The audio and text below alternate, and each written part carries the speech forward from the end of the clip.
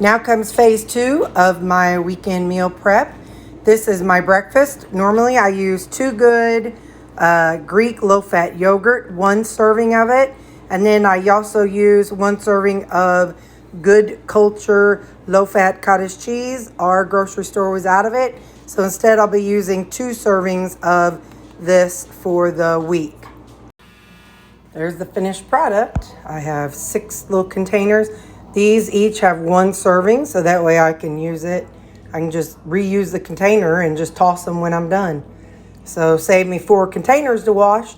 So either the night before or the morning at work, I will add some of the Mio flavoring, whatever flavoring I want. And that will be my breakfast.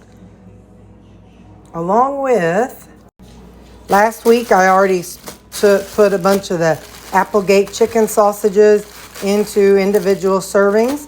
So I pull these out of the freezer and put them in the fridge, and I'll take one of these and one of my yogurts, and that's my breakfast all week.